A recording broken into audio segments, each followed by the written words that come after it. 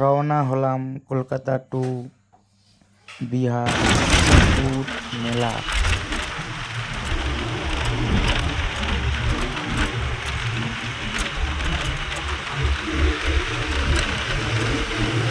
Sealdah two Balia express, এই ট্রেনে আমরা যাব। চললাম মেলার উদ্দেশ্যে বিহার। এইমাত্র আমরা ভোরবেলা পৌঁছলাম সোনপুর বিহার। পৌঁছে গেলাম বিহার সোনপুর মেলার মধ্যে।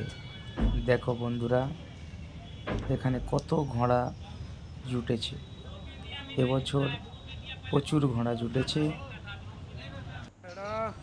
এই ঘোড়াটি আমার এক বন্ধু নিয়েছে, আমার সঙ্গে এসেছেও। দক্ষিণ চব্বিশ পরগনায় বাড়ি, এর বাড়ি তৈমুর রহমানের ঘোড়া। এইভাবে আমরা তাম্বুর মধ্যে থাকতাম ভাড়া নিয়ে, রান্না করেও খেতাম। ভালো করে খা। এখানে দোকান বসেছে, ঘোড়া সব কিছুই পাওয়া যায়। চলছে ঘোড়া গ্রাউন্ডে রেস গ্রাউন্ডে চলছে রেসের কাজ। এই ঘোড়াটাও নিয়েছে আমার এক বন্ধু, দক্ষিণ চব্বিশ পরগনায় বাড়ি এনার।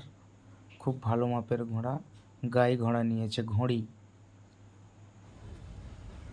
এই ঘোড়াটা আমার আরও এক বন্ধু নিয়েছে, কালো, শ্যামনামণি বাড়ি। খুব ভালো জাতের ঘোড়া, সিন্ধি ঘোড়া। এখানে ঘোড়া ট্রায়াল দেওয়া হচ্ছে। যে সমস্ত ঘোড়া রেস করে, এই রেস দেখে মানুষ এখান থেকে ঘোড়া কেনাকাটা করে।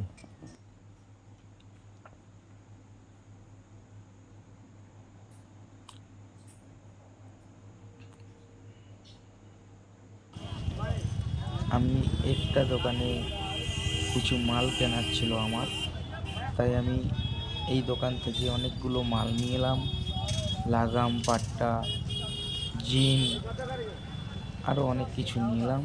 খুব দাম কম, আমাদের কলকাতার থেকে অনেকটাই কম বললেই চলে। ভালোও লাগলো মেলাগুলো ঘুরে। আরও অনেক কিছুই পাওয়া যেত এখানে। ঘোড়ার মেলায় ঘোড়া জুটেছে প্রায় আজ 7 থেকে 8টা দিন মেলা চলছে। অনেক ঘোড়া বিক্রি হয়ে গেছে, তাই কিছু কিছু জায়গায় ঘোড়া ফাঁকা আছে, বেরিয়ে গেছে যে ঘোড়াগুলো বিক্রি হয়েছে। ঘুরে খুব ভালো লাগলাম, ফিরে এলাম। মেলা ঘুরে রওনা দিলাম বাড়ির উদ্দেশ্যে বন্দে ভারত ট্রেনে।